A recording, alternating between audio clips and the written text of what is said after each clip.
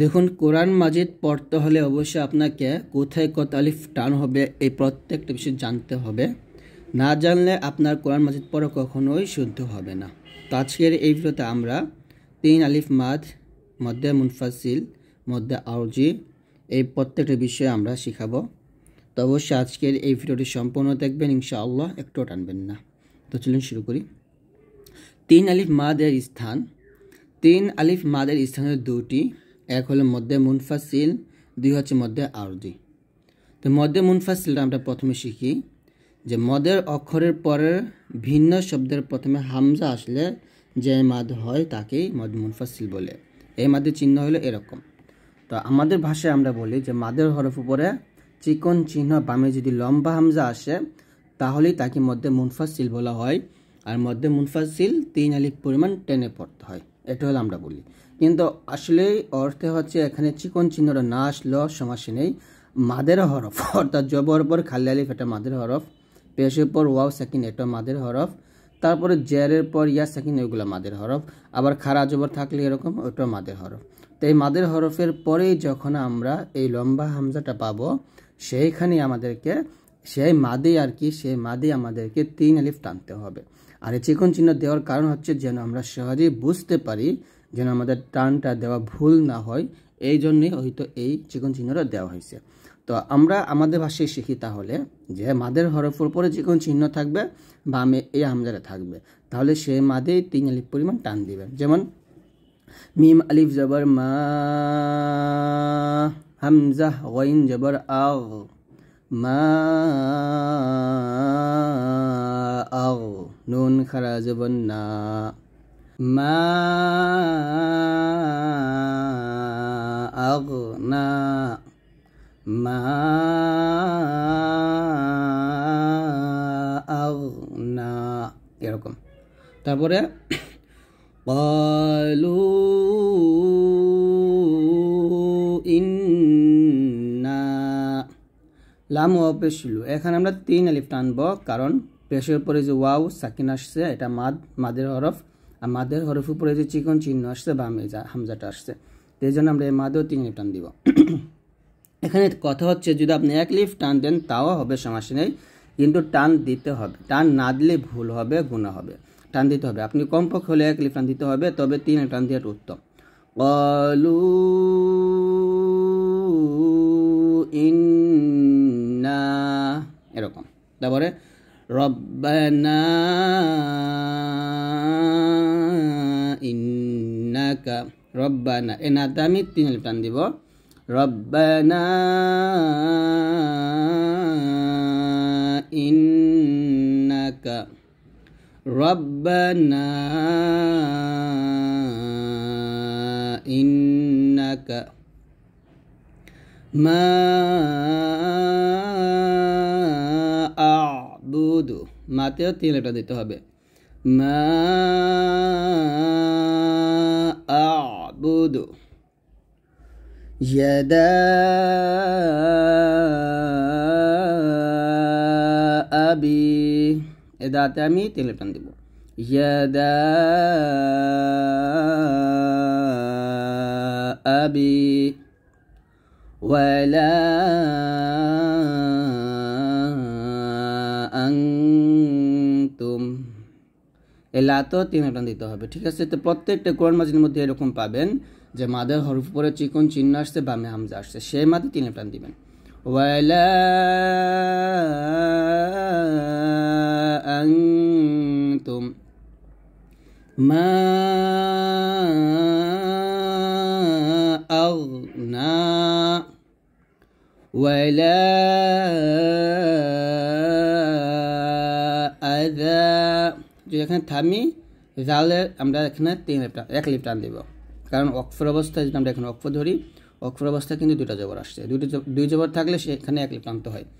ওয়ালা, লাতে 3 আলিফ টান দিতে হবে। ওয়ালা আযা, আলা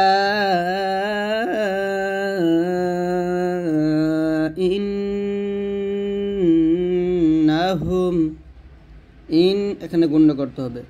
ইন্নাহুম আলা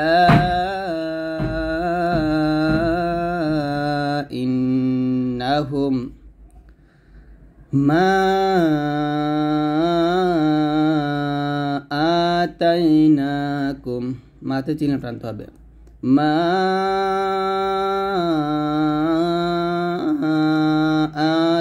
আতাইনাকুম ইন্না আ'তাইনাকা, ইন গুণ হবে, নাতে এক চিহ্ন টানতে হবে, ইন্না আ'তাইনাকা ওয়ালাহু আসলামা, আসলামা, আসলামা, হতে চিহ্ন টানতে হবে, হাউলাই,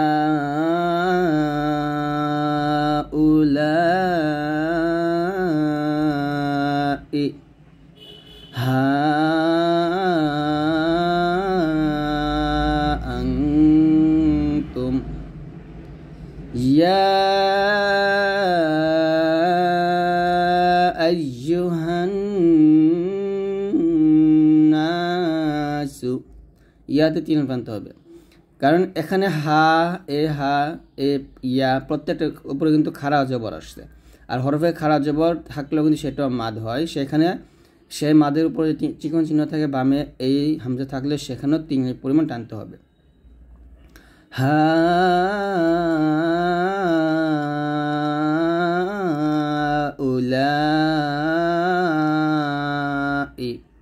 লা এখানে হবে 4 আলিফ টান, এটা আমি পরে শেখাবো।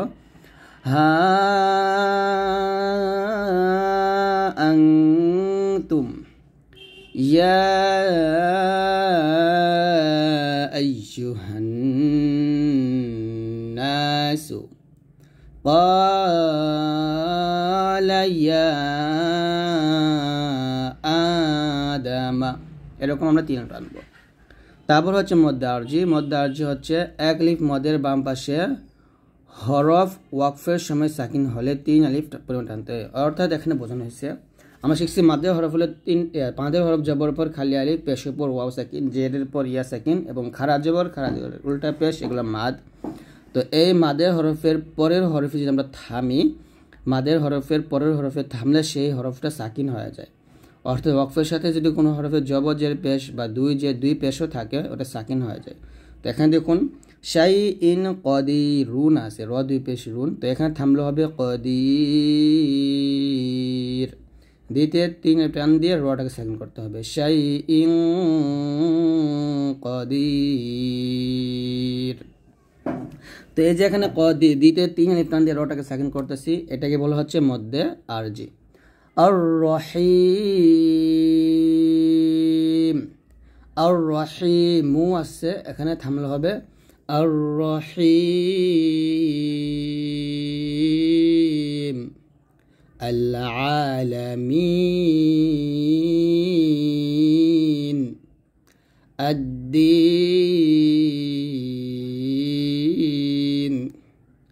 আল মুস্তাকিম,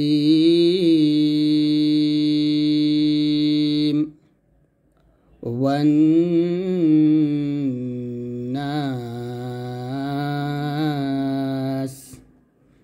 আল কাফিরুন,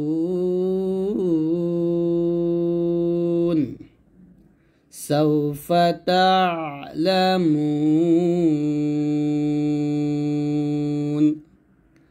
আল-যালিমুন,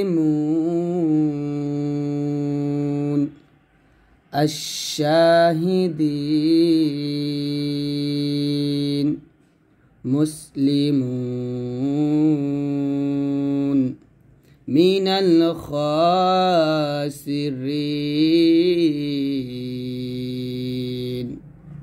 তো এরকম ধীরে ধীরে আপনারা সুন্দরভাবে টেনে পড়বেন।